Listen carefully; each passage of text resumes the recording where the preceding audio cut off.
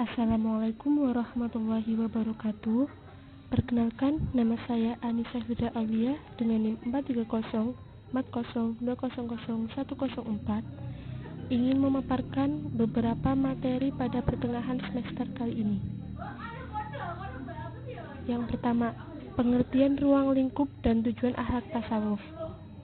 Akhlak bisa diartikan budi pekerti atau kebiasaan muru'ah dan diartikan sebagai tabiat. Akhlak akan keluar tanpa kita sadari. Menurut Ibrahim Anis, akhlak adalah keadaan jiwa yang mana bersumber di dalam perilaku itu, baik itu buruk atau itu baik, dan perilaku tersebut tanpa berpikir. Dalam diri manusia, ada beberapa dorongan batin untuk melakukan sesuatu sesuai arahannya.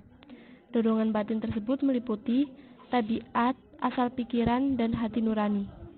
Sedangkan tasawuf yaitu usaha untuk mendekatkan diri pada Tuhan dengan sedekat mungkin melalui metode pensucian rohani maupun dengan memperbanyak amalan ibadah.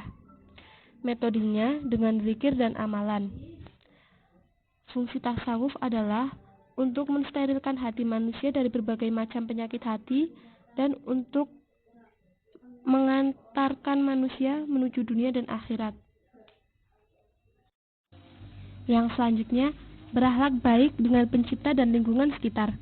Akhlak adalah suatu sifat yang tertanam dalam jiwa yang daripadanya muncul perbuatan-perbuatan dengan mudah tanpa memerlukan pemikiran dan pertimbangan yang panjang. 3 unsur akhlak meliputi kognitif, efektif, dan psikomotorik. Ciri-ciri perbuatan akhlak adalah tertanam kuat dalam jiwanya, sehingga menjadi kepribadian, dilakukan tanpa pikir panjang, timbul dalam diri tanpa adanya paksaan, dilakukan dengan sungguh-sungguh dan dilakukan dengan ikhlas. Akhlak dibagi menjadi 2, yaitu akhlak kepada Allah sebagai hambanya kepada Sang Khalik.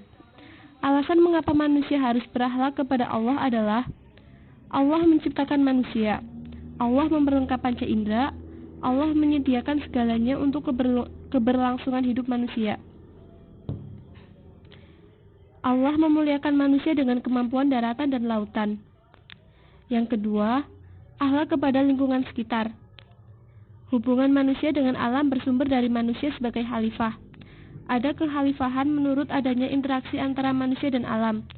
Kekhalifahan mengandung arti pengayoman, pemeliharaan, bimbingan agar mencapai tujuan penciptanya.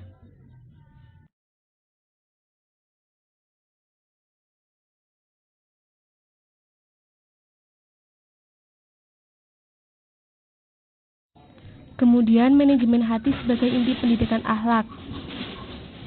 Qalbun berasal dari bahasa Arab yang bermakna hati.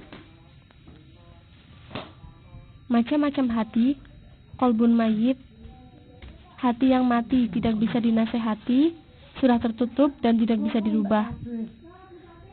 Yang kedua, qalbun marid, masih ada potensi untuk berubah walaupun hatinya sakit, tapi masih bisa diperbaiki.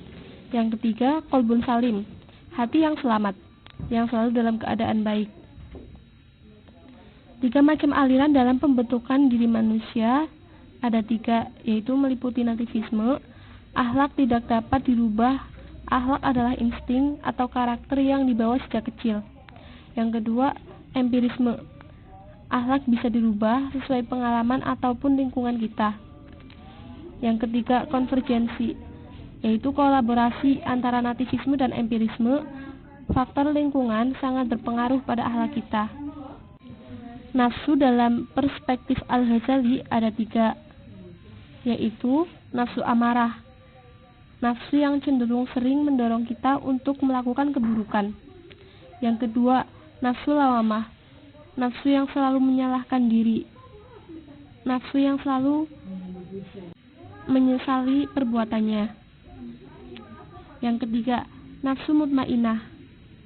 Nafsu mutmainah adalah jiwa yang memperoleh ketenangan. Berikut cara menyembuhkan hati, yaitu antara lain membaca Al-Quran dengan maknanya, berkumpul dengan orang alim, mengosongkan perut atau dengan berpuasa.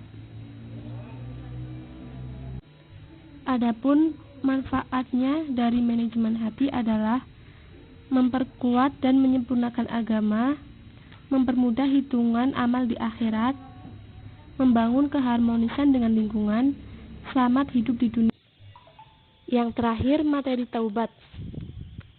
Taubat berasal dari kata taba yatubu, yang artinya kembali dari kemaksiatan kepada ketaatan. Langkah-langkah taubat dilakukan segera. Jika kita melakukan kesalahan, sebisa mungkin kita langsung melakukan taubat. Mengakui kesalahan, sesali kesalahan, berjanji tidak mengulangi. Ketika kita melakukan kesalahan, berusahalah agar tidak mengulanginya lagi, agar tidak jatuh di lubang yang sama. Beramal soleh. Ketika kita sudah berbuat kesalahan, ketika bertaubat sebisa mungkin kita perbaiki amal-amal soleh. Karena amal soleh dapat menghapus keburukan kita. Orang yang mau bertaubat akan menjadi orang yang takwa, mendapat curahan rizki, dan terhindar dari kesulitan. Sedangkan orang yang tidak mau bertaubat akan menjadi orang yang durhaka, hanya mendapat musibah dan hilangnya anugerah. Adapun ketentuan salat taubat yaitu sebaiknya dilakukan pada malam hari dengan sendirian, 2 rakaat dengan sekali salam. Dilakukan seperti sholat sunnah yang lainnya. Niatnya, usolli sunata taubati lillahi ta'ala. Setelah sholat membaca istighfar 100 kali, astaghfirullahaladzim, alladzi la ilaha illa huwal hayyul qayyum wa atubu ilaih. Membaca doa sayyidul istighfar, melakukan perbuatan baik, dianjurkan untuk bersedekah setelah taubat. Sebanyak dan sebesar apapun dosa kita, pasti lebih besar maghfirah Allah. Terima kasih. Sekian dari saya. Wassalamualaikum warahmatullahi wabarakatuh. Dunia dan akhirat.